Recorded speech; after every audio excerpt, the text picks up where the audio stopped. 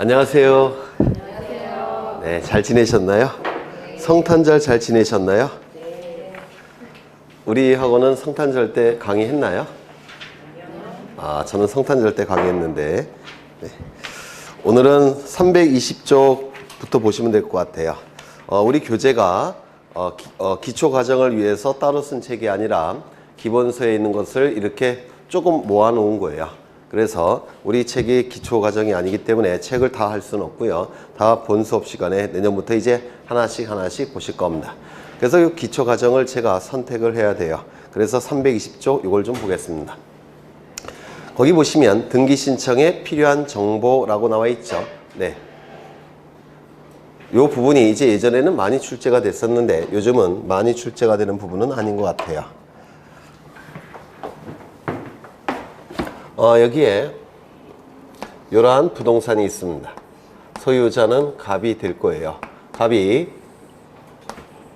을과 매매 계약을 체결하게 되면 이 안에 뭐가 있다고 했습니까? 채권행위 안에 물권행위가 있다고 했죠. 물권행위가 있고 그리고 등기까지 이루어지게 되면 소유권 이전 등기까지 이루어지게 되면 우리민법 제186조에 의해서 갑이 가진 소유권은 을의 소유권으로 변동이 될 겁니다. 186조는 법률행위 플러스 등기 물권 변동이죠. 그때의 법률행위는 물권행위를 얘기해요. 물권행위 플러스 등기 물권 변동. 그러면 이 등기가 이루어지면 갑은 소유권을 어떻게 합니까? 매도인 갑은 소유권을 상실할 테고 따라서 등기만 놓고 형식적으로 판단한다면 이 매도인 갑은 불이익이 발생하죠. 이거 지난 시간에 했죠. 이러한 자를 뭐라고 불렀습니까? 우리 등기법에서 등기 의무자라고 불렀습니다. 등기가 이루어지면 매수인 을은 소유권을 취득합니다. 따라서 등기만 놓고 형식적으로 판단한다면 이익이 발생한다라고 얘기를 해요. 이때 매수인 을을 뭐라 불렀습니까? 우리 등기법에서는 등기 권리자라고 부릅니다. 이 등기 의무자와 등기 권리자는 등기소에 가서 등기를 공동으로 신청하게 될 겁니다. 즉 공동 신청이 원칙이라고 했는데 기억나셔요? 지난 시간에 한 겁니다. 이 등기를 갑과 을이 등기를 신청할 때는 신청 정보라는 것을 등기소에 제공을 합니다. 등기 신청 정보라는 것을 등기소에 제공을 하는데 등기를 신청하는 방법은 두 가지가 있어요. 방문 신청과 전자 신청 두 가지 방법이 있는데 이 방문 신청은 등기소에 방문해서 등기를 신청한다는 뜻이고요. 전자 신청은 인터넷을 통해서 등기를 신청한다는 뜻입니다.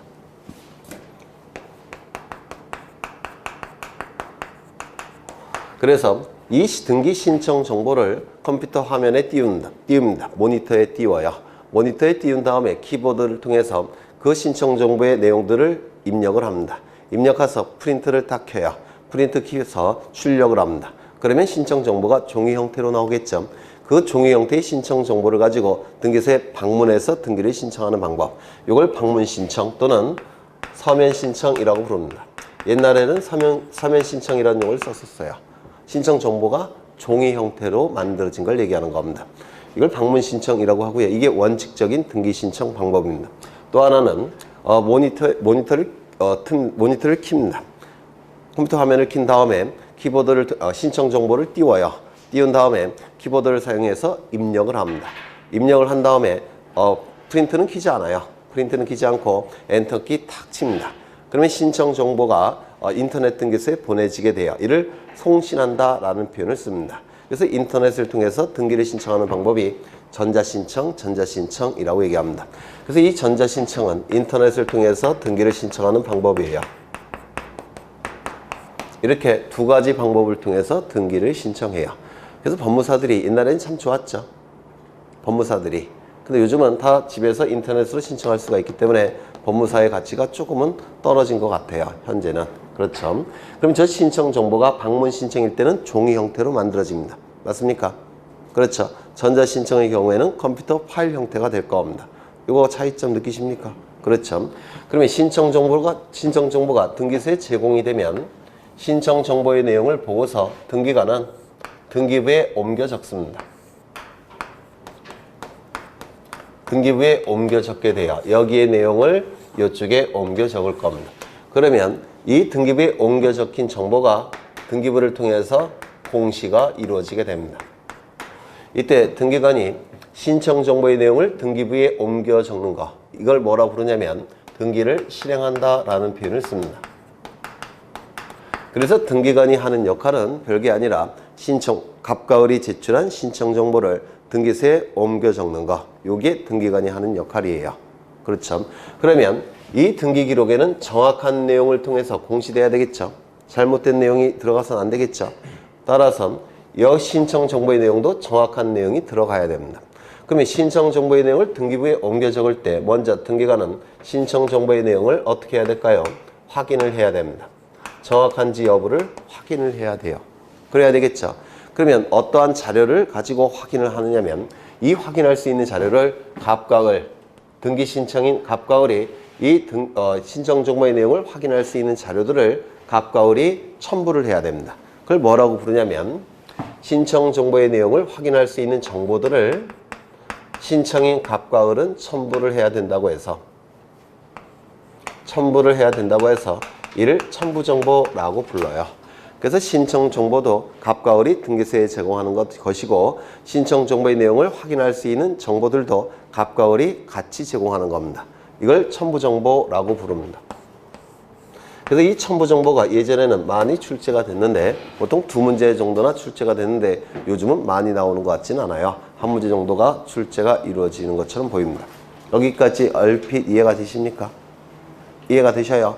신청 정보의 내용을 확인할 수 있는 첨부 정보도 갑과 을이 등기소에 제공하는 겁니다.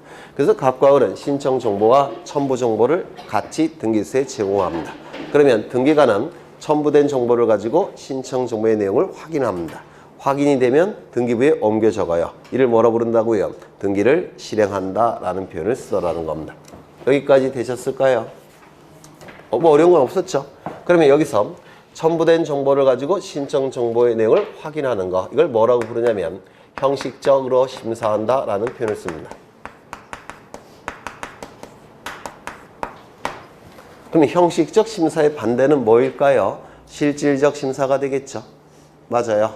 그렇다면 실질적 심사는 뭐고 형식적 심사는 뭐냐면 이 갑과 을이 첨부한 이 정보를 가지고 등기관이 신청 정보의 내용을 확인하려고 보니까 의심스러운 부분이 있더라는 겁니다. 또는 확인이 안 되는 부분도 있을 수 있겠죠. 그러면 확인이 안 된다든지 의심스러운 부분이 있을 때 등기관은 갑과 을을 등기소에 소환을 합니다. 소환을 한 다음에 이 내용 맞느냐 맞지 않느냐 신문할 수 있을까요? 없을까요? 없습니다. 만약에 신문할 수 있는 권한이 있다고 한다면 이건 형식적 심사가 아니라 실질적 심사를 하는 겁니다. 맞아요. 그래서 그러한 권한이 없기 때문에 이 등기관은 첨부된 정보의 내용만을 가지고 신청 정보의 내용을 확인만 할 수가 있습니다. 다른 건 할 수가 없어요. 확인이 되면 등기부에 옮겨 적는 것이고 확인이 안 되면 등기 신청을 거부하는 겁니다. 못하겠다. 이렇게 거부만 할 수가 있어요. 이를 뭐라 부를까요? 형식적으로 심사한다라고 부릅니다. 만약에 갑과 을을 소환해서 등기관이 신문할 수 있다면 이거는 형식적 심사가 아니라 뭐가 되죠? 실질적 심사. 그런데 갑과 을을 등기소에 소환해서 신문할 수 있는 권한은 일개 등기관은 갖고 있지를 못합니다. 이러한 권한들은 법원이나 또는 수사기관, 이러한 국가기관만 갖는 권한이에요. 이거 이해가 되실까요? 그래서 이러한 권한이 없기 때문에 형식적으로 심사할 권한밖에 없습니다. 형식적 심사. 이거 좀 기억해 두셔야 되겠죠. 그러면 형식적으로 심사하는 기준이 있을 겁니다. 형식적으로 심사하는 기준을 우리 부동산등기법 제29조에 각하사유라는 타이틀로 규정을 두고 있습니다. 각하사유. 그러면 이 각하사유에 해당이 되면 각하결정을 하게 됩니다. 여기에 해당이 되면 각하결정을 하는 것이고 해당되지 않으면 등기부에 옮겨 적는 겁니다. 즉 등기 실행 결정을 하는 거예요. 다시요. 29조 각하사유에 해당이 된다면 그때는 각하결정을 하는 것이고 각하사유에 해당되지 않을 때는 등기부에 옮겨 적는 겁니다. 등기 실행 결정을 하는 거예요. 그러면 여기 각하라는 단어가 나오는데 이렇게 우리가 평소에 듣지 못한 이상한 용어들은 전부 다 일본 애들이 만든 거예요. 이상한 나라에 있죠. 우리 옆쪽에 불행하게도 우리나라 옆쪽에 있죠. 일본 애들이 만든 용어인데요. 요 각자는 무릎 각자입니다. 무릎. 그 다음에 하자는 아래 하자예요. 그러면 신청 정보와 첨부 정보를 등기소에 제공했는데 각하 결정을 했다는 얘기는 무슨 뜻일까요? 신청 정보와 첨부 정보를 물 밑으로 던져버렸다는 뜻이에요. 참으로 건방지는 룰이죠. 그쵸? 그래서 이 각하 결정은 우리나라 말로 바꾸자면 거부 결정이라고 얘기합니다. 거부 결정. 물 밑으로 던져버린다는 얘기는 등기 신청에 대해서 거부를 한다는 겁니다. 안 해준다는 뜻이에요. 그러면 이건 뭐가 될까요? 각하 사유는 거부 사유가 되겠죠. 등기 신청의 거부 사유. 이 거부 사유에 해당이 된다면 거부 결정을 해버립니다. 그리고 거부 사유에 해당되지 않으면 등기부에 옮겨 적는 결정을 하게 돼요. 되셨을까요? 그렇죠. 그러면 이 각하 사유가 뭐냐? 이게 문제가 될 텐데 우리 부동산 등기법 제11조에는 각하 사유를 11가지를 규정을 두고 있습니다. 11가지. 제1호,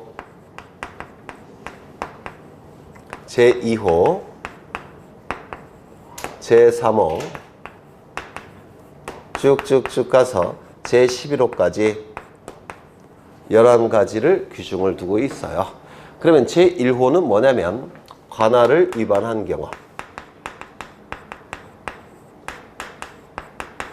관할을 위반한 경우는 각하 결정을 합니다. 이게 무슨 뜻이냐면 요 강명시에 있는 토지나 건물이라고 한다면 어느 등기소에 가서 등기를 신청해야 되겠습니까? 강명 쪽에 있는 등기소에 가서 등기 신청해야 되겠죠.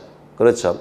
그런데 엉뚱한 부산 쪽에 있는 등기소에 가서 등기를 신청하더라는 겁니다.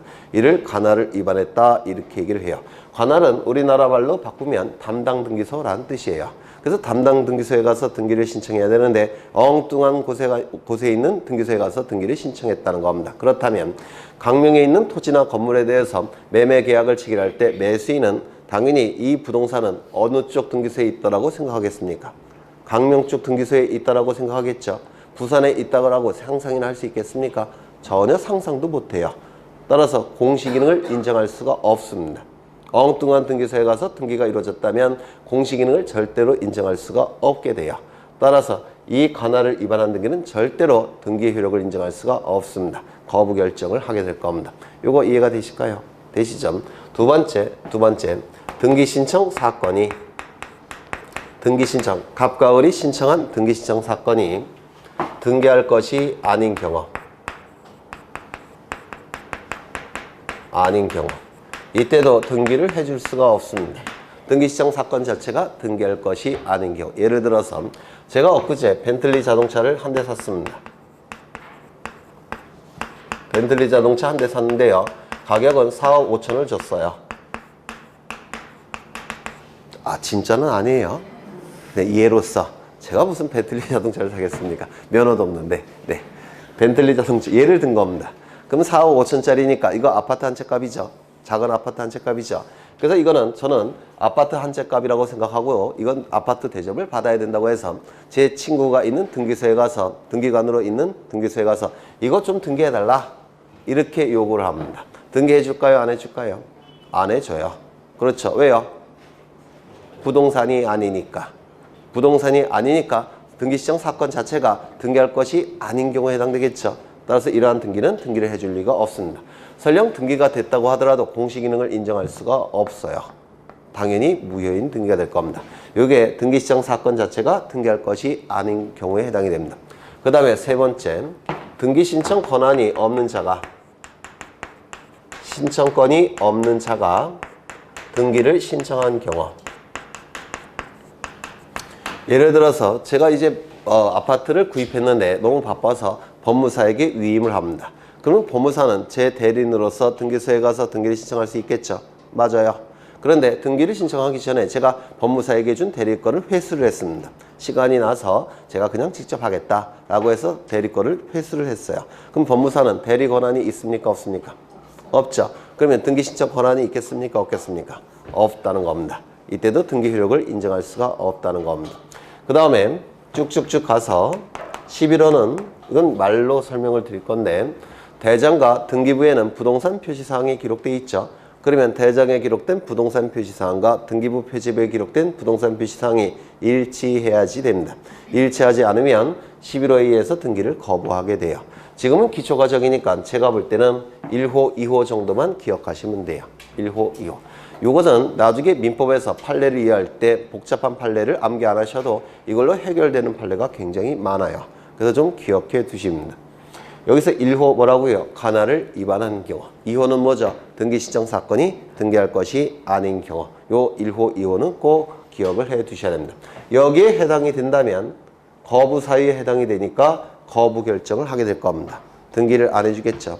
여기까지 되셨을까요? 되셨죠? 그런데 만약에 여기에 해당됨에도 불구하고 각하 결정을 하지 않았습니다. 각하 결정을 하지 않고 등기를 실행했다는 겁니다. 그러면 이거는 정당한 걸까요? 정당하지 않은 걸까요? 정당하지 않죠. 그렇죠. 부당이죠. 정당하지 않다는 겁니다. 그런데 등기관은 등기를 실행한 거니까 이거는 등기관이 소극적으로 행동한 겁니까? 적극적으로 행동한 겁니까? 적극적으로 행동한 거죠. 이를 적극적 부당이라고 불러요. 적극적 부당이라고 얘기합니다. 이거 나중에 이의신청에서 써먹을 거예요. 이의신청에서 굉장히 어려운 내용이 두 가지가 있는데 그 중에서 하나는 이거 갖고 해결이 됩니다. 각하 사유에 해당이 된다면 각하 결정을 해야 되는 것이 정당한 겁니다. 그런데 각하 결정을 하지 않고 등기를 실행했다는 겁니다. 등기부에 옮겨 적었다는 겁니다. 이건 부당한 것이고 등기관이 적극적으로 등기를 실행했기 때문에 적극적 부당이라고 불러요. 이때 이 등기는 효력이 있느냐, 이게 대단히 중요합니다. 이 등기는 효력이 있느냐, 이게 대단히 중요해요. 엄청난 판례의 양을 대폭 암기해야 될 판례의 양을 줄여줄 수가 있으세요. 그래서 좀 기억해 두셔야 되는데 이거는 둘로 나눠서 판단을 합니다. 어떻게 나눠서 판단을 하냐면 여기로 나눠져요. 이렇게 나눠집니다. 그러면 먼저 1호 관할을 위반한 경우 등기를 거부해야 되겠죠. 2호 등기 시정 사건이 등기할 것이 아닌 경우 등기를 거부해야 되겠죠. 그런데 등기를 거부하지 않고 등기부에 등기를 했다는 겁니다. 그러면 그 등기는 효력이 있느냐, 이게 문제가 되는데 아까 관할을 위반한 경우 또는 사건이 등기할 것이 아닌 경우는 공시기능을 인정할 수 있다고 했습니까? 없다고 했습니까? 없다라고 했죠. 공시기능을 인정할 수가 없습니다.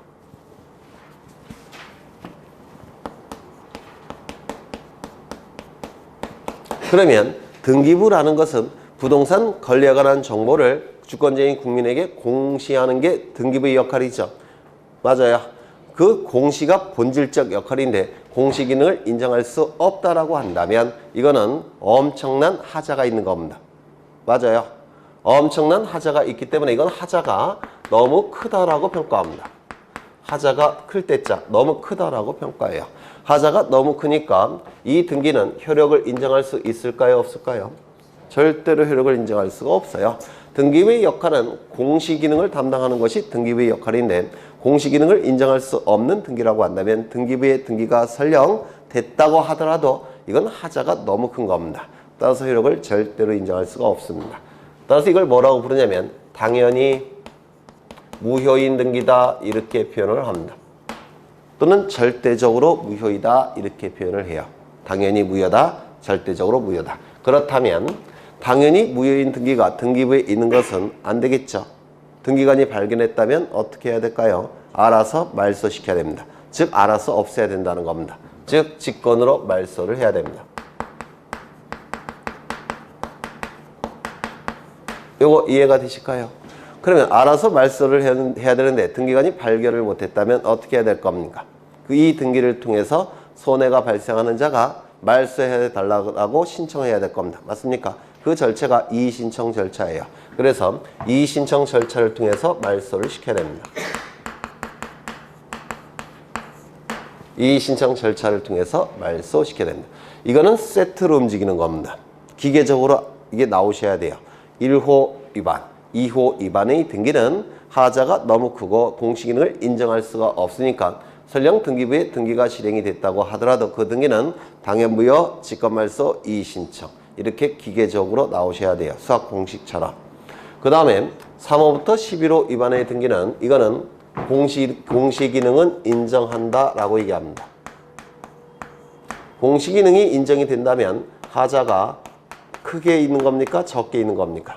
조금밖에 없는 거예요. 적을 숫자, 적다라는 뜻입니다. 하자가 조금밖에 없기 때문에 이때는 당연히 무효일까요? 아닐까요? 공시 기능이 있으니까. 네? 빨리 답하셔요. 당연 무효는 아니겠죠. 당연 무효가 아니란 얘기는 유효하다는 뜻일까요? 무효이라는 뜻일까요? 네? 유효일 수도 있고 무효일 수도 있다는 뜻입니다.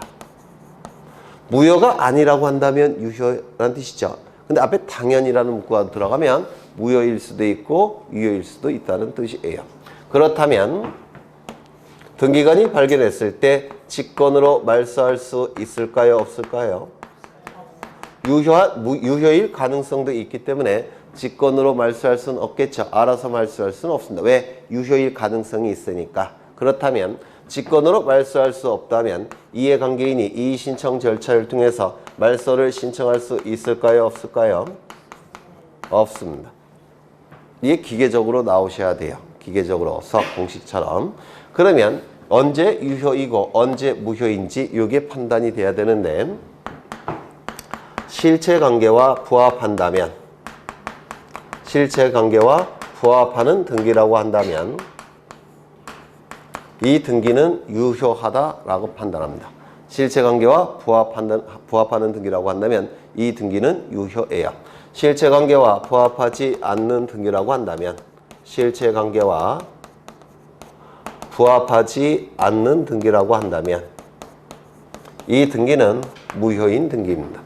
그러면 도대체 실체관계, 즉 실체가 뭐냐? 이게 궁금하셔야 돼요. 실체. 제가 예전에 지난주에 실체가 뭔지는 대략 설명을 드렸어요.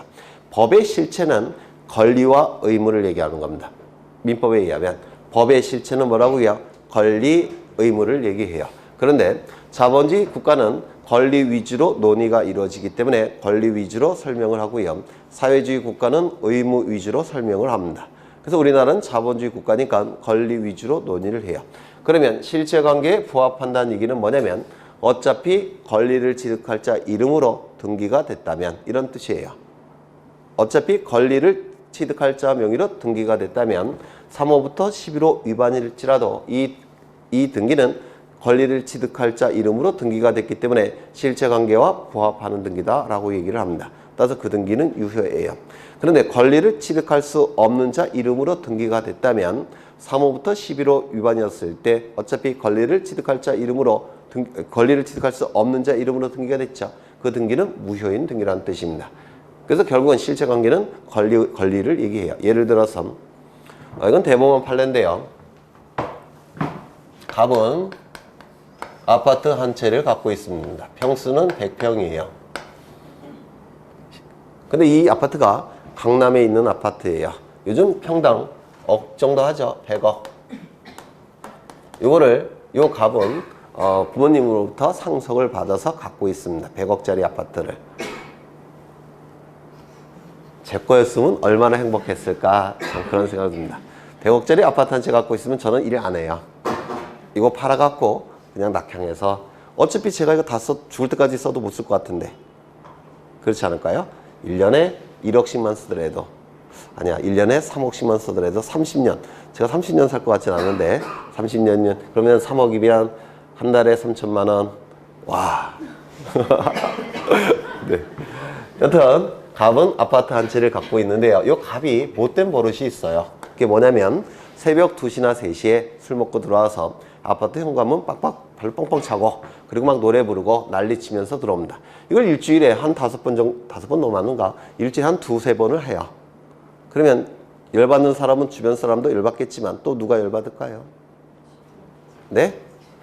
집사람이 열받겠죠. 배우자가. 열받겠죠. 그래서 이 배우자가 갑도 이제 배우자가 워낙 화를 내니까 갑이 좀 미안한 마음도 있고 해갖고 요 을한테 이렇게 얘기합니다. 내가 한 번만 더 이런 짓을 하면 이 아파트 너한테 넘겨줄게. 그냥 넘겨줄게. 이렇게 얘기를 합니다. 이게 뭘까요? 증여. 돈 안 받고 넘겨주는 걸 증여라고 불러요. 그런데 한 번만 더 이런 짓을 한다면 이건 조건이에요. 정지 조건이라고 부릅니다. 민법에서 정지 조건부 증여 계약이 체결된 겁니다. 그러면 요 어른 알았어. 꼭 그렇게 해. 이렇게 하고 끝나면 안 돼요. 반드시 서류로 작성을 해야 됩니다. 또는 녹음을 해서 공증을 받아내야 됩니다. 그래야 되겠죠. 네. 그래서 요 어른 녹음을 했다든지 계약서를 작성을 했습니다. 그런데 딱 한 달 만에 또 그런 짓을 하더라는 겁니다. 갑이. 그러면 정지 조건이 성취가 된 겁니다. 따라서 증여 계약의 효력이 발생을 해요. 그러면 이제 등기만 갖추면 갑의 소유권에서 을의 소유권으로 넘어가겠죠. 증여 법률행위 플러스 등기 물권 변동. 맞아요. 그러면 이제 등기소에 가서 등기를 소유권 이전 등기를 신청하게 될 텐데 갑은 등기해 줄까요? 안 해줄까요? 안 해줘요. 당연히 안 해주겠죠. 그러면 이제 소송을 걸어야 되는데 배우자한테 소송 걸기는 좀 그렇죠. 그래서 요 을이 어떻게 했느냐면 이 갑이 출근을 한 다음에 회사 일을 할 때 을이 안방을 좀 이렇게 찾아봐서 도장을 이렇게 빼냅니다. 도장을 빼내갖고 그 위임장을 위조를 해요. 위임장을 위조해서 요 을이 혼자 가서 등기를 해버렸다는 겁니다. 등기를 해버렸습니다. 그러면 증여계약은 효력이 발생했죠. 이 등기의 효력이 인정이 된다면 등기가 유효하다면 갑의 소유권은 을의 소유권으로 변동이 될 겁니다. 그렇겠죠. 그러면 이 등기는 첫 번째 간할 위반의 등기입니까? 아닙니까? 제가 간할 위반했던 표현을 쓰지 않았죠. 두 번째, 이 등기는 등기 시정 사건이 등기할 것이 아닌 경우에 해당됩니까? 아니죠. 아파트니까 등기할 수 있는 거죠. 그러면 1호 위반도 아니고 2호 위반도 아니에요. 그러면 3호부터 11호 어딘가에 위반됐겠죠. 그러면 어딘가에 위반됐으면 이 등기는 효력이 있느냐 문제가 될 텐데 유효일 수도 있고 무효일 수도 있죠. 맞아요. 3호부터 11호 위반의 등기니까 유효일 수도 있고 무효일 수도 있습니다. 그럼 뭐 갖고 판단합니까? 실체관계 부합 여부로 판단합니다. 그러면 을은 소유권을 취득할 자입니까? 소유권을 취득할 수 없는 자입니까? 증여계약의 효력이 발생했죠. 어차피 을은 소유권을 취득할 자예요. 왜? 증여계약의 효력이 발생하니까 을은 갑에게 소유권 이전 등기 청구권이 발생을 했습니다. 따라서 소유권을 취득할 자고 소유권 취득할 자 이름으로 등기가 된 겁니다. 이 등기는 유효한 등기예요. 실체관계와 부합하기 때문에. 이거 우리 등기법에서도 한 번 출제가 됐고 민법에서도 여러 번 출제가 된 겁니다. 대법원 판례니까. 그러면 이 등기는 유효하니까 을은 소유권을 취득합니까? 못합니까? 소유권을 취득합니다. 그러면 취득했으면 이제 100억짜리 얻었으니까 이제 값을 내보내면 되겠죠. 네, 내보내서 이제 잘 먹고 잘 살면 될 겁니다. 여기에 해당이 돼요. 좋겠다고요? 값도 무기가 있어요. 뭘까요? 네? 값도 무기가 있어요. 뭐죠? 사문서 위조. 위임장 위조했죠? 사문서 위조예요. 그러면 여러분이 을이라고 한다면 사문서 위조로 들어가겠습니까? 들어가고 100억을 갖겠습니까? 아니면 100억짜리 돌려줄까요? 네?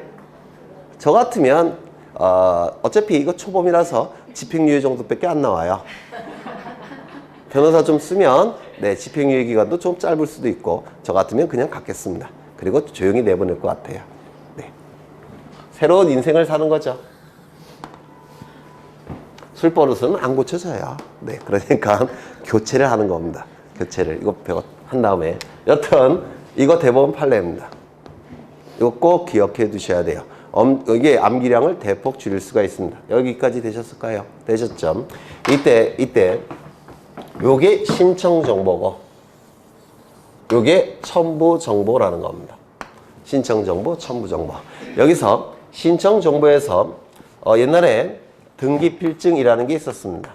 혹시 들어보셨나요? 등기 필증이라는 거.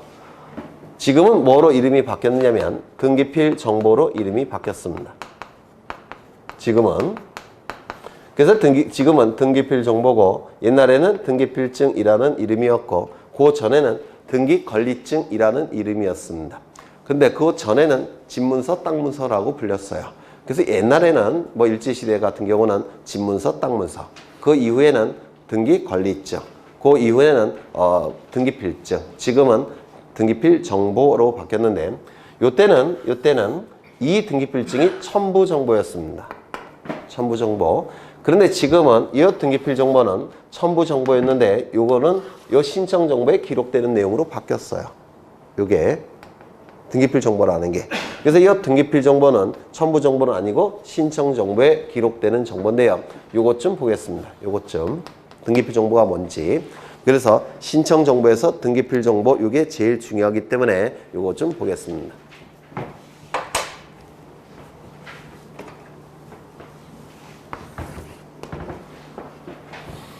이 등기필 정보를 이해하시기 위해서는 그 전에 있었던 명칭인 등기필증이라는 제도를 먼저 이해를 하셔야 돼요. 등기필증이라는 제도를. 갑은 자신의 노력과 비용으로 건물을 신축하는 경우가 있겠죠. 그러면 이 건물은 누가 소유자입니까? 갑이 소유자예요. 우리민법 187조를 보시면 법률 규정에 의한 물권 취득이 있죠. 혹시 하셨어요? 안 하셨어요? 186조, 187조. 한 것 같아요. 187조 법률 규정에 의한 물권 변동 하셨습니까? 왜 대답이 없으셔요? 안 하셨어요? 네. 안 하셨으면 그냥 생략하겠습니다. 민법에서 먼저 하셔야지만 이해가 되시는 거니까. 요 갑은 자신의 노력과 비용으로 건물을 신축합니다. 그러면 187조에 의해서 갑은 소유권을 취득합니다. 노력과 비용을 투입한 자가 부동산의 소유권을 취득해요. 또는 갑이 자신의 노력과 비용으로 바다를 메꿔서 토지를 만드는 경우가 있어요. 이걸 공유수면 매립지라고 얘기합니다. 공유수면 바다, 매립한 토지, 바다를 메꿔서 만든 토지, 공유수면 매립지. 그러면 매립한 자가 소유권을 취득합니다. 우리민법 187조에 의해서. 그래서 갑은 소유권자예요. 갑은 이 건물과 이 토지에 대한 소유권을 가지고 있는 자입니다. 그런데 이 소유권을 갑은 다른 자들로부터 보호를 받고자 합니다. 소유권자로서 보호를 받고 싶어요. 보호를 받기 위해서는 다른 자들이 갑이 이 부동산에 대한 소유권자라는 것을 알아야지만 방해하지 않겠죠. 따라서 다른 자들에게 알려야 됩니다. 보호를 받기 위해서는 다른 사람들에게 내가 이 부동산에 대한 소유권자이니까 알고 있으라고 해야 됩니다. 그걸 알고 있어라 하는 것을 법률용어로 뭐라고 부르죠? 공시한다 라고 얘기합니다. 그러면 공시하는 방법이 있을 텐데 공시하는 방법, 공시 방법이라고 불러요. 공시하는 방법. 이 공시하는 방법은 예전에 설명드린 바대로 토지나 건물 같은 부동산의 경우에는 뭡니까? 등기. 맞죠? 따라서 등기를 갖춰야 됩니다. 등기를 갖추기 위해서 요 갑은, 소유권자인 갑은 등기소에 가서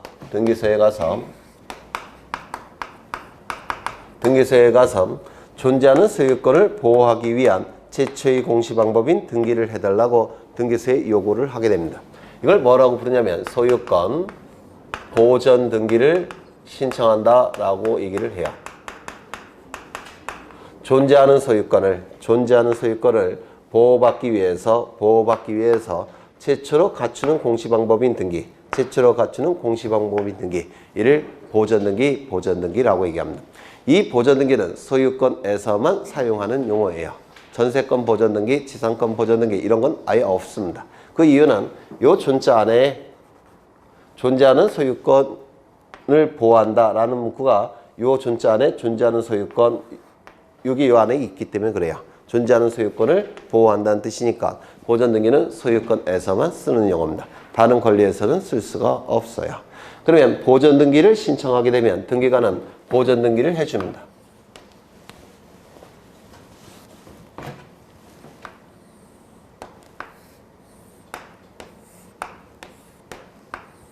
(1번) 소유권 보전 갑 이렇게 등기를 해줍니다. 소유권 보전 등기는 순위번호가 1번이 될 수밖에 없는 게 최초로 이루어지는 등기입니다. 이 보전 등기를 통해서 등기부가 만들어져요. 그래서 등기부를 개설하는 등기, 등기부를 만드는 등기를 보전 등기라고 얘기합니다. 등기부를 만드는 등기예요. 그래서 보존등기 이전에는 등기부가 없는 상태입니다. 보존등기를 통해서 등기부가 만들어져요. 그러면 을의 이름으로 보존등기가 됐으면 이 등기소에서는 보존등기를 신청한 자에게 너의 이름으로 보존등기가 완료되었다라는 것을 알려줘야 되겠죠. 영수증으로. 그래야 안심하고 집에 가라 이렇게 얘기하겠죠. 그걸 뭐라고 부르냐면 이 영수증으로 신청인에게 너의 등기가 완료가 됐으니까 안심하고 가라 이렇게 통지를 해줘야 되는데 이걸 뭐라고 부르냐면 등기필증이라고 불러요. 불렀습니다. 옛날에. 그래서 이 필자는 완료 필자고요. 완료되었다는 뜻을 가지고 있고 이 증은 증서라는 뜻이에요. 너의 이름으로 등기가 완료되었다는 증서 이런 뜻입니다. 등기필증. 이 등기필증을 갑은 한 장을 가지고 있을 겁니다. 영수증으로서. 여기까지 이해가 되실까요? 그러면 1년 후에 갑은 을과 매매 계약을 체결합니다. 이 매매 계약 안에 뭐가 있다고 했습니까? 물건 행위. 그리고 등기까지 이루어지게 되면 갑이 가진 소유권은 누구의 소유권으로 변동이 됩니까? 을의 소유권으로 변동이 될 겁니다. 법률행위 플러스 등기 물권 변동. 그렇죠. 그러면 이 등기가 이루어지면 이 갑은 1년 전에 취득한 소유권을 어떻게 할까요? 상실하겠죠. 맞습니까? 따라서 등기만 놓고 형식적으로 판단한다면 갑은 불이익이 발생합니다. 이러한 자를 우리 등기법에서 뭐라고 부릅니까? 등기 의무자라고 불러요. 이 등기가 이루어지면 을은 소유권을 취득하겠죠. 맞습니까? 따라서 등기만 놓고 형식적으로 본다면 매수인 을은 이익이 발생합니다. 이러한 자를 우리 등기법에서 뭐라 부르죠? 등기 권리자라고 부릅니다. 맞아요. 이때 등기 의무자, 등기 권리자는 등기소에 가서 등기를 공동으로 신청하게 될 겁니다. 공동으로 신청하게 될 거예요. 이때 등기관은 을 명의로 등기를 하기 전에 한 가지 사실을 반드시 확인을 해야 됩니다. 어떠한 사실을 확인해야 되느냐면 이 등기를 통해서 소유권이 변동되죠. 맞아요. 따라서 이 등기를 통해서 권리를 상실하여 불이익이 발생하는 등기 의무자에게 상실되는 권리가 있는지 여부를 등기관이 확인을 해야 돼요. 만약에 확인이 안 된 상태에서 을 명의로 등기가 됐다는 겁니다. 그런데 갑은 이러한 권리를 갖고 있지를 않아요. 그러면 무슨 결과가 발생하냐면 갑은 권리가 없는 자로서 무권리제의 처분행위를 한 겁니다. 다른 사람 부동산을 처분한 거예요. 무권리제의 처분행위 민법에서 들어보셨습니까? 아직 안 들어보셨어요. 권리가 없는 자가 남의 부동산을 처분한 거. 이를 무권리제의 처분행위라고 하는데 그건 무효가 돼요. 또한 형법상 남의 부동산을 처분해갖고 이익을 취득했죠. 형법상 부동산 사기가 성립이 돼버립니다. 이거 이해가 되실까요? 따라서 등기관은 을 명의로 매수인 명의로 등기를 하기 전에 매도인에게 상실되는 권리가 진짜 있는지 여부를 등기관이 먼저 확인을 한 다음에 을 명의로 등기를 해야 됩니다. 무권리제의 처분 행위와 부동산 사기를 방지하기 위해서. 이거 이해가 될 듯 말 듯 하실까요? 되셔요? 안 되셔요? 되시죠? 그러면 그 권리가 있다는 사실을 확인할 수 있는 자료를 등기소에 제공을 해야 됩니다. 누가? 등기의무자 갑은. 등기를 통해서 권리를 상실하여 불이익이 발생하는 등기의무자에게 상실되는 권리가 있는지 여부를 등기관에게 확인시켜야 된다는 겁니다. 그 확인시킬 수 있는 자료가 뭐냐면 요 등기필증이라는 자료였습니다. 영수증으로 받은 등기필증. 자신의 이름으로 등기가 됐을 때 영수증으로 받은 요 등기필증을 자신에게 권리가 있다는 사실을 등기관에게 확인시키기 위해서 요거를 등기소에 제공을 하는 겁니다. 그러면 이 등기필증이 어떻게 권리가 있다는 사실을 등기관에게 확인시킬 수 있는 자료가 될 수가 있느냐? 있습니다. 왜냐면 이 등기필증은 딱 한 번만 만들어집니다. 두 번 만들어지는 경우는 절대로 없어요. 청와대에서 전화합니다. 지금 대통령이 가지고 있던 아파트 등기필증 분실했으니까 등기소에서 만들어서 보내달라 이렇게 얘기할 수 있다 없다? 없습니다. 등기필증은 딱 한 번만 만들어져요. 등기필증이 3장, 4장이 만들어졌다면 등기필증을 가지고 있다고 하더라도 권리자로 추정할 수는 없겠죠. 그 3명 중에서 1명만 권리자일 테니까. 그런데 딱 한 번만 만들어지기 때문에 등기필증을 소지하고 있는 자는 우리 대법원이 권리자로 추정을 해줍니다. 이거 이해가 되실까요? 따라서 등기필증을 등기소에 제공을 합니다. 등기관, 등기부에 기록이 될 때 받은 영수증으로서의 등기필증을 등기 의무자로 바뀌었을 때 등기소에게 제공한다는 겁니다. 권리를 확인시키기 위해서. 그러면 이것이 등기소에 제공이 되면 등기관은 상실되는 권리가 매도인 등기의무자에게 있다는 것이 확인이 됐죠. 그러면 이제 이 등기를 해줍니다. 즉 2번 소유권 이전을 이렇게 등기를 해줘요. 되셨나요? 등기가 됐으면 이제 요 을에게 영수증 한 장을 발급해야 되겠죠. 맞아요. 그래서 등기필증을 또 만듭니다. 누구에게 줄 영수증으로서, 을에게 줄 영수증으로서. 그래서 이거는 이제 이렇게 교부를 합니다. 너의 이름으로 등기가 됐으니까 안심하고 집에 가라고 등기필증을 만들어서 영수증으로 등기명인에게 발급해 줍니다. 그리고 이 영수증은 누구에게 발급됐던 영수증이에요? 갑이죠. 따라서 체크를 한 다음에 돌려주는 겁니다. 여기까지 이해가 되셔요? 되셨죠?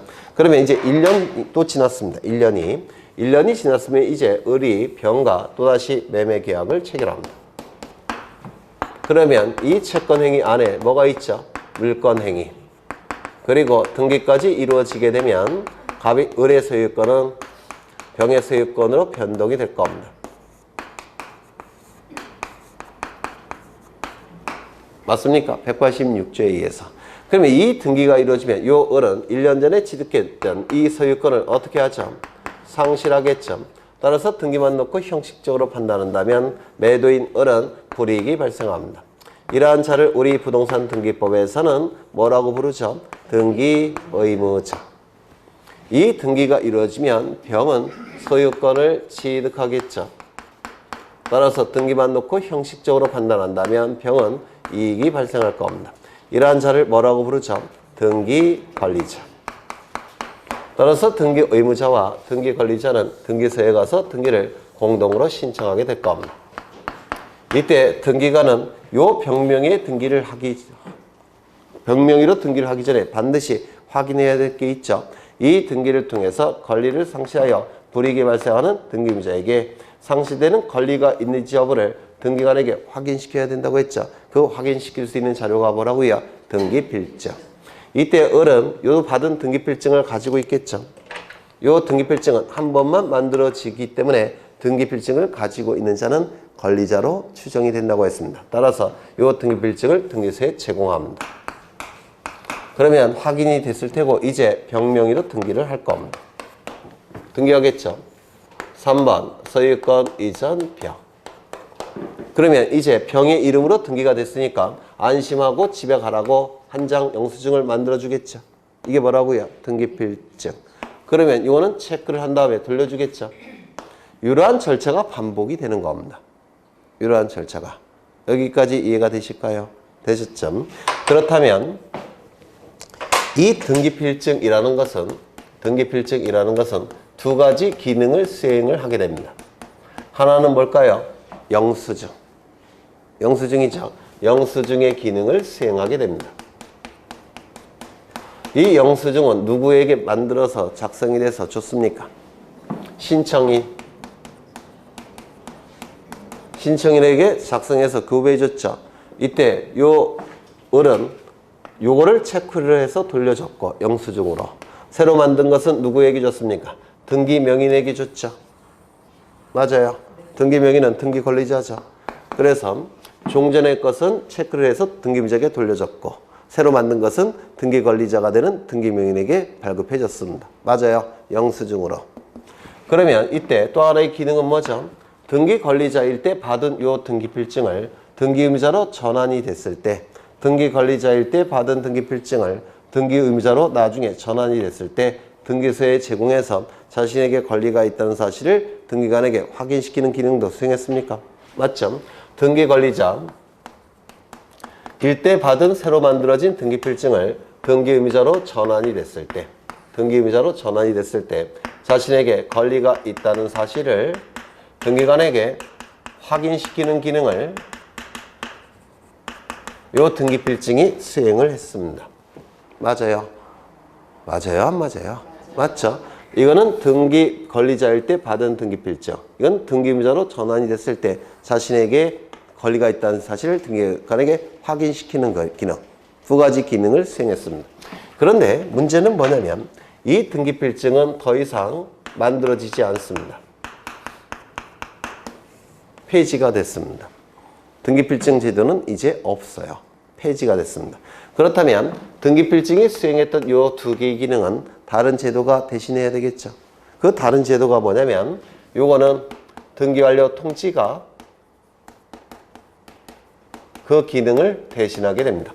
등기완료 통지. 너의 등기가 완료되었음을 가르쳐준다는 의미에서 등기완료 통지. 이제 영수증으로 등기필증이 나가는 게 아니라 뭐가 나가는 겁니까? 등기완료 통지. 이거 이해가 되실까요? 등기권리자에게 새로 만들어진 등기필증은 등기권리자에게 교부가 됐죠. 영수증으로서. 그게 이제 옛날에는 등기필증인데 지금은 등기완료 통지.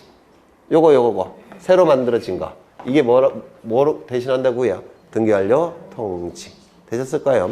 그 다음에 등기의무자에게 권리가 있다는 사실을 등기관에게 확인시키는 기능은 뭐가 대신할까요? 바로 등기필 정보가 그 기능을 대신하게 됩니다. 등기필 정보.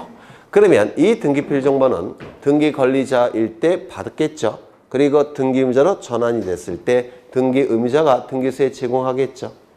맞아요.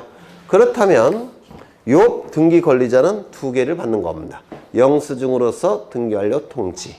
그리고 자신에게 권리가 있다는 사실을 나중에 등기의무자로 전환이 됐을 때 등기소에 확인시키는 기능을 수행해야 될 등기필 정보.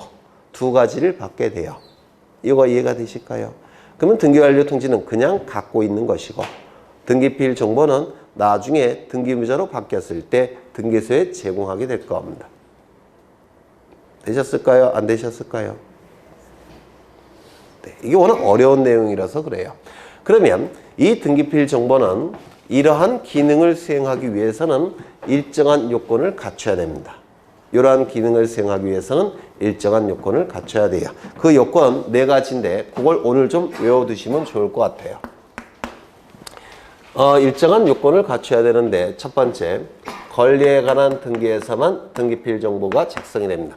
권리에 관한 등기에서만 등기필 정보가 작성이 돼요.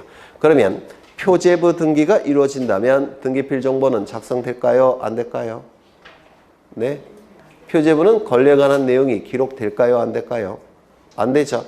표제부 등기는 권리에 관한 내용이 아예 없습니다. 이 등기필 정보는 나중에 자신에게 권리가 있다는 사실을 등기관에게 확인시키는 기능을 수행해야 되니까 권리에 관한 것만 등기필 정보가 필요합니다. 따라서 권리에 관한 등기에서만 등기필 정보가 작성이 되니까 표제부 등기는 등기필 정보가 작성이 되지를 않아요. 이거 이해가 되실까요? 그렇죠. 두 번째. 등기 신청인이 존재해야 됩니다. 등기 신청인이 있어야지만 등기필 정보가 작성이 돼요. 예전에 등기필증일 때는 등기필 정보 새로 만들어서 등기 권리자에게 줬고 종전의 것은 또 다른 신청인인 등기의무자에게 줬죠. 따라서 등기 신청인이 있을 때만 등기필 정보가 작성이 됩니다. 신청인이 존재할 것. 그러면 신청인이 없는 직권에 의한 등기는 등기필 정보가 작성될까요? 안 될까요? 신청인이 없다면 안 될 겁니다. 그렇죠. 세 번째. 등기부에 새로운 등기 명의인이 기록이 될 것.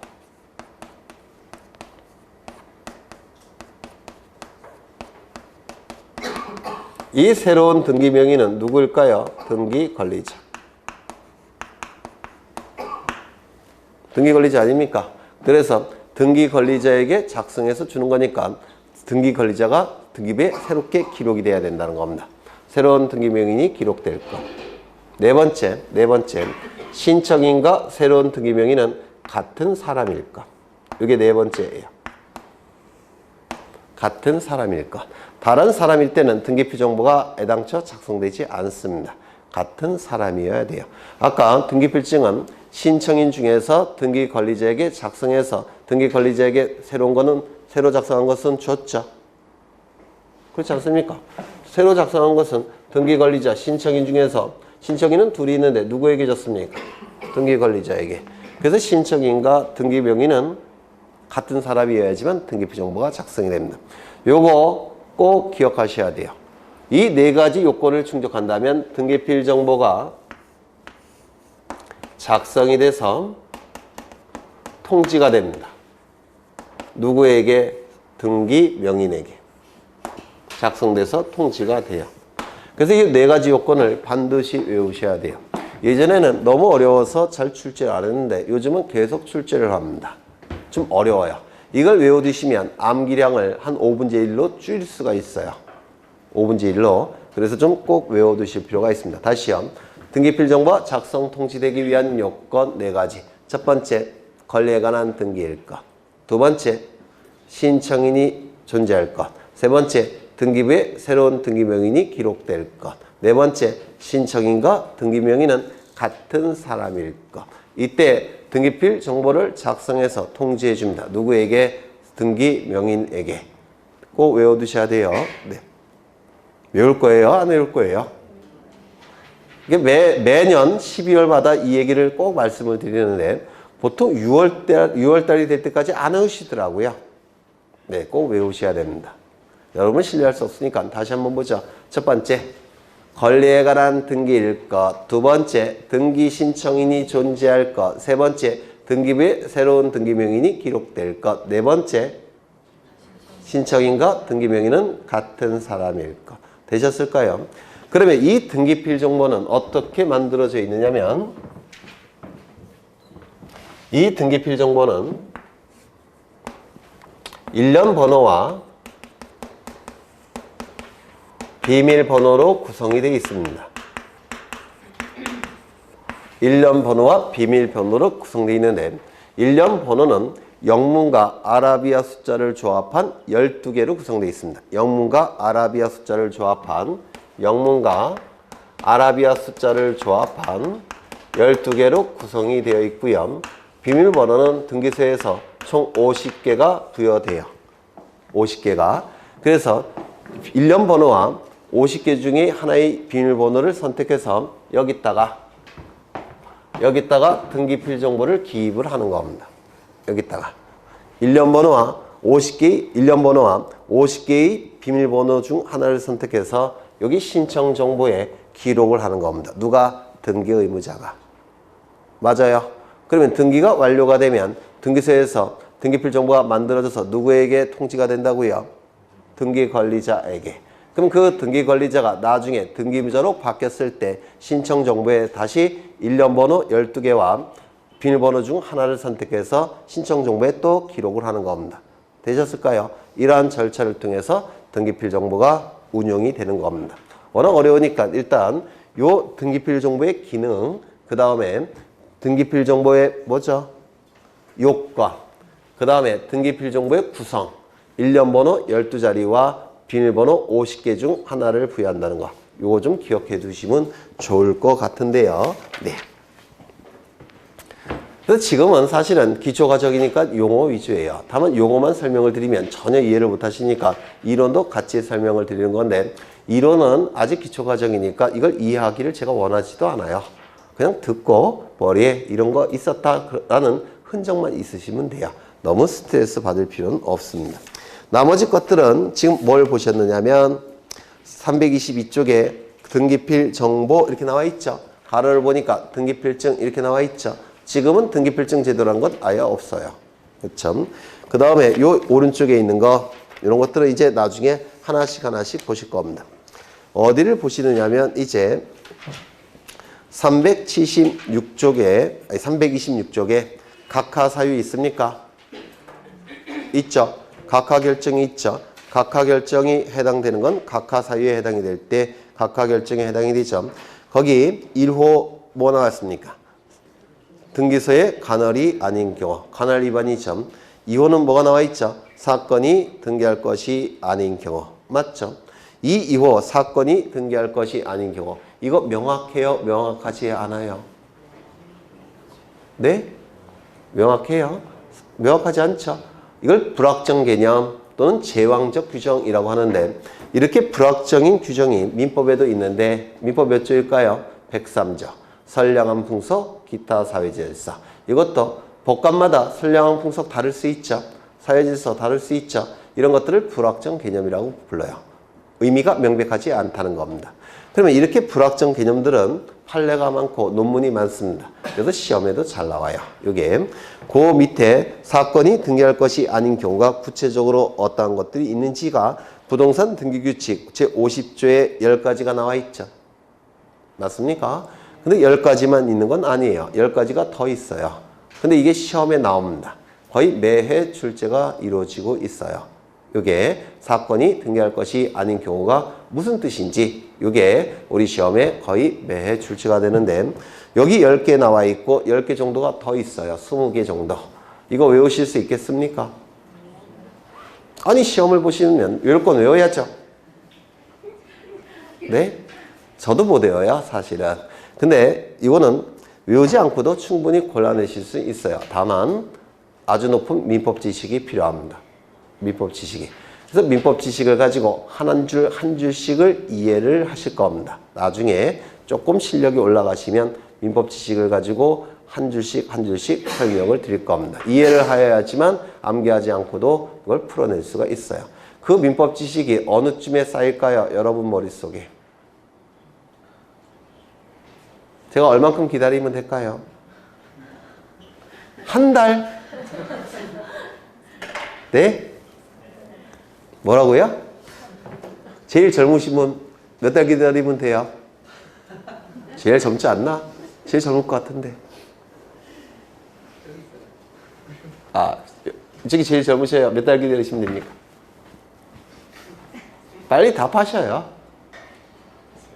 3달? 몇 달? 3달? 제가 볼 때는 10월 달까지 기다려도 못 싸우실 것 같아요. 그 이유는 여기 있는 민법 지식은 여러분 중개사 시험범위 없는 게 태반이에요. 시험범위 자체에 없습니다. 민법의 시험범위 안에. 다만 이제 민법의 기본 지식이 쌓이면 제가 일일이 하나씩 다 설명을 드릴 거예요. 그래서 아마 한 4월쯤 되면 제가 한 줄씩 한 줄씩 여러분이 갖고 있는 기초적인 민법 지식을 가지고 그놈의 기초적인 민법 지식 썼는데도 이렇게 힘들죠? 아, 제가 너무 농담을 과하게 했나? 네. 한 4월쯤 되면 그 지식을 가지고 한 줄씩 한 줄씩 설명을 드릴 겁니다. 그 정도 보시면 될 것 같아요. 넘기겠습니다. 거기 328쪽을 보시면 329쪽을 보시면 거기 이번에 등기 완료 후의 절차에서 등기필 정보가 또 나오죠. 맞아요. 그렇죠. 여기에 등기필 정보는 새로 만들어진 등기필 정보는 누구에게 작성돼서 통지된다고 했죠? 등기명인에게. 맞습니까?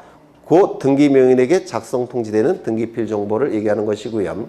앞쪽에서 보신 등기필 정보는 등기의무자가 등기소에 제공하는 등기필 정보를 얘기하는 겁니다. 앞에 거는 등기의무자가 등기소에 제공하는 등기필 정보. 요 뒤에 것은 329쪽에 있는 것은 등기 관리자에게 작성해서 통지해주는 등기필 정보. 나중에 한꺼번에 공부를 하실 겁니다. 넘어가겠습니다. 330쪽을 한번 보실까요? 330쪽. 그래서 매수인 을에게는 영수증으로서 등기 완료 통지도 갈 테고 그 다음에 등기 의무자로 바뀔 때 등기의무자가 등기소에 제공해야 되는 등기필 정보도 가겠죠. 맞아요. 이게 같은 사람에게 갈 때는 이렇게 한 장으로 만듭니다. 서로 다른 사람일 때는 따로 만들어서 통지해줘요. 하지만 같은 사람일 때는 이렇게 한 장으로 작성해서 통지해줍니다. 이거 뭔 말인지 아시겠죠? 맞아요. 그렇죠. 그러면 여기 보시면 가운데에 부착기준선이라는 게 있습니까? 이 등기필 정보는 다른 사람이 알면 안 돼요. 다른 사람이 알면 소유권이 없음에도 불구하고 이 등기필 정보를 가지고 마치 지 것처럼 해갖고 부동산 사기나 무권리자의 처분 행위를 할 수가 있습니다. 그래서 다른 사람이 절대로 알아서는 안 되기 때문에 그 부착기준선을 기준으로 종이를 붙여 놓습니다. 나중에 필요하면 이걸 띄어내는 거예요. 무슨 말인지 아시겠죠?